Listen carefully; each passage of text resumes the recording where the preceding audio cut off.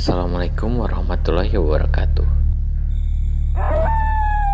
Jumpa suara lagi dengan saya, masih di dongeng cerita-cerita misteri dengan saya, Edi Lamong.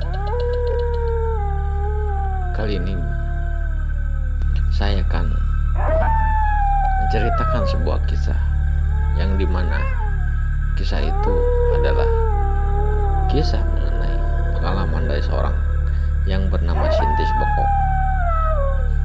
Kisah itu sangat sungguh menyeramkan. Baiklah teman-teman, biar tidak berbelit-belit lagi dalam permainan kata, dalam sebuah penyajian mukadimah, mari kita dengarkan kisah yang dialami oleh Sintis Bokok itu. Mari duduk, jangan tiduran.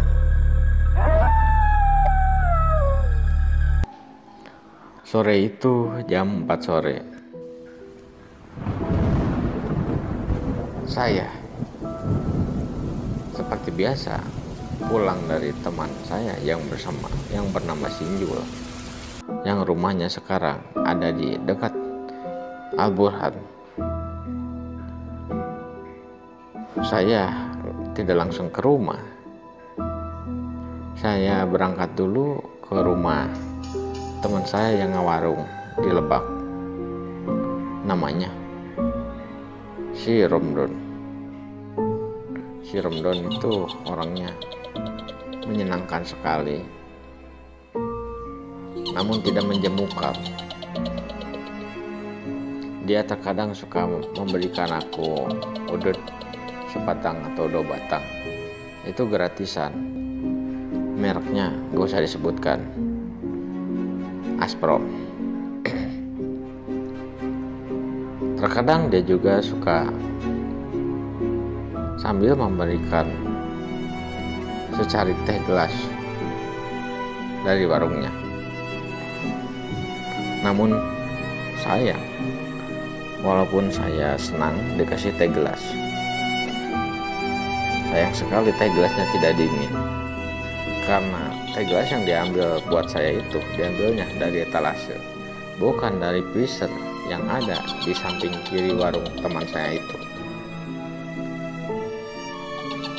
Singkat cerita, kami pun ngobrol ngalor ngidul mengenai pekerjaan, sahabat yang lain, maupun mengenai asmara. Kami ngocoblak sampai tak terasa waktu pun menandakan pukul 6 sore, tepat adzan maghrib. Pas adzan maghrib, saya pun pamitan dari rumah Suromdon itu. Terus saya ke rumahnya Teh Wiwin dulu, nyimpang dulu. Barangkali di rumah Teh Wiwin ada gorengan yang belum kemakan sama penghuni rumahnya. Di rumah itu, ya di rumahnya Teh Wiwin, aku nyamperin ke rumahnya Teh Wiwin yang lagi ngeladangan orang yang lagi beli seblak. Teh Wiwin terlihat sibuk tangannya dengan keterampilan jari jemarinya meladangin yang beli seblak. 1, 2, 3 orang pembeli sudah diladangin sama Teh Wiwin dengan singkat, lugas, dan padat. Dan Teh Wiwin pun badannya padat berisi. Setelah yang beli itu diladangin alias disayogian jajanannya, yang beli itu pun akhirnya membayar masing-masing. Ada yang 5.000, ada yang 7.000, bahkan ada yang 10.000, tergantung dari nawaitunya si pembeli itu.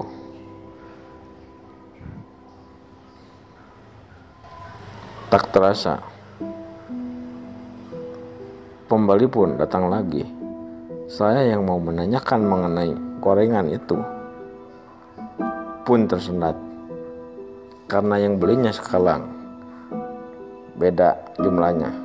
Kau yang tadi belinya 3, sekarang beli 5. Aku pun menunggu di joknya salakinya Teh Wiwin sambil pura-pura bersiul, terus terkadang sambil ngome kumis saya yang agak panjang sebelah.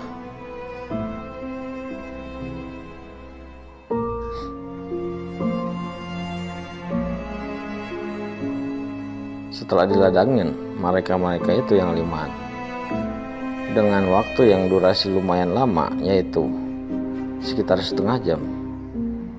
Akhirnya yang 5-an itu ngalaleos lagi, alias pulang lagi dari warung Teh Wiwin. Setelah mendapatkan apa yang diinginkan dari warung Teh Wiwin, yang jelas yang diinginkan itu bukan keperawanan Teh Wiwin, karena Teh Wiwin sudah menikah dari dulu. Jadi mustahil kalau keperawanan yang mereka inginkan. Mereka itu menginginkan jajanan seblak yang dibelinya dari tadi. Setelah ngaleos, hatiku pun semeringah. Sambil ku turun dari jok motor salakinya, aku pun mencoba masuk ke dalam rumahnya. Saat kakiku baru melangkah, yang sebelah kiri masuk ke dalam rumah, secara tiba-tiba aku kaget dengan kedatangan 8 orang pembeli.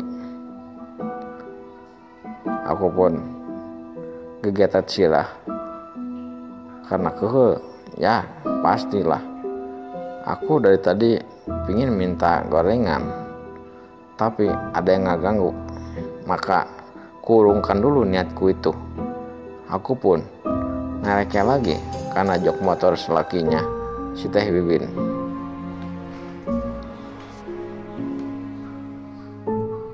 Yang ngurunyung itu bermacam-macam. Mereka ada yang beli seblak, ada juga yang beli kupat tahu. Ada pun juga yang beli basreng. Semuanya diladangin dengan semboyan tadi, singkat, lugas, dan padat, seperti tubuh Teh Wiwin yang terlihat gempal dan padat.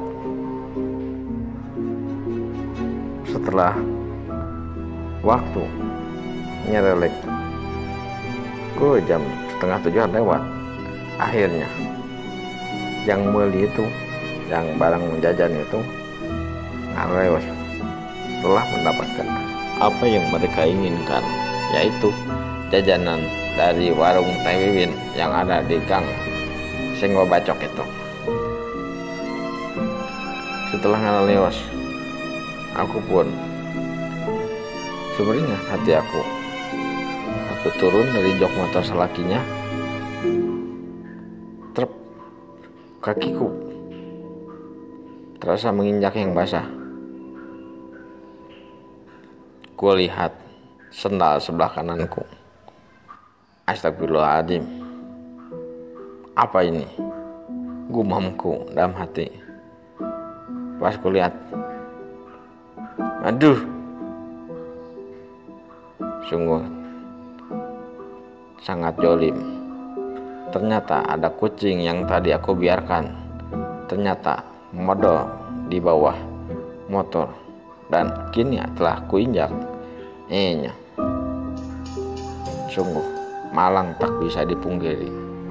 Aku pun ikut ke jambannya Teh Wiwin. Aku pun berkata, "Teh, ikut ke jamban ya, sebentar. Ini kakiku, sendalnya menyeramkan," gumamku. Terus ditambah dengan ucapanku. Aku pun ngaleos ke kamar mandinya Teh Wiwin dengan hati yang sangat tersayat-sayat, sambil Nyokolannya itu megang sendal yang tadi menginjak kucing itu. Aku pun ikut ke kamar mandinya.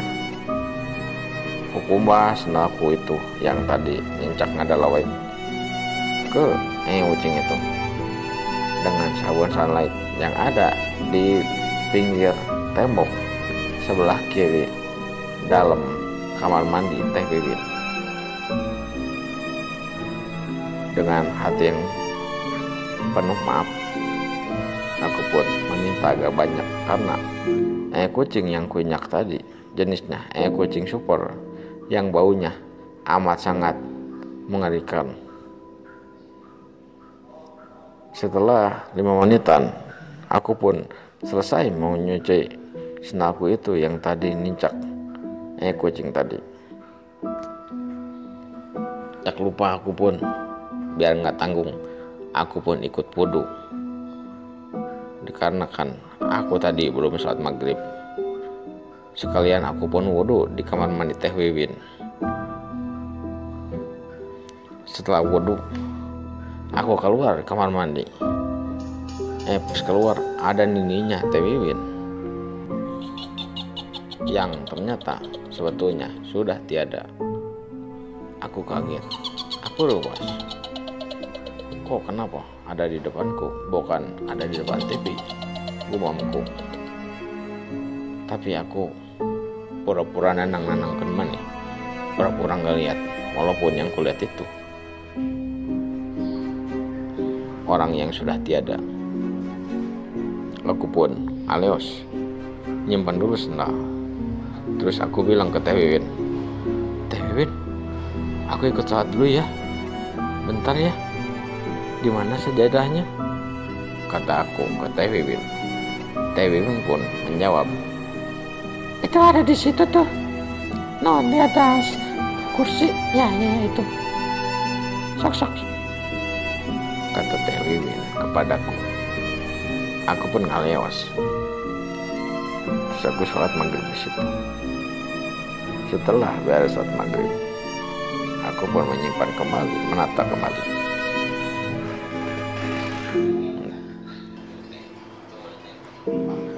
Sejadah yang kupakai tadi. Setelah itu, aku pun menata kembali sejadah yang kupinjam dari Teh Wiwin. Setelah aku simpan, aku pun ngalir ke atas meja gorengan yang tadi aku inginkan. Astagfirullahaladzim, ternyata gorengan yang kulihat itu tinggal sepotong lagi, gorengan bala-bala. Aku merasa sedih dalam hatiku. Kenapa tidak sekalian aja habisin semuanya, biar aku tidak merasa gundah gulana yang tak terhingga.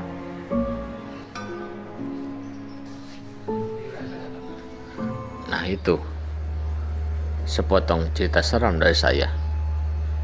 Semoga besok kita akan ketemu lagi dalam cerita horor mistis yang menyeramkan, sambungannya dari cerita serem ini. Terima kasih. Assalamualaikum warahmatullahi wabarakatuh.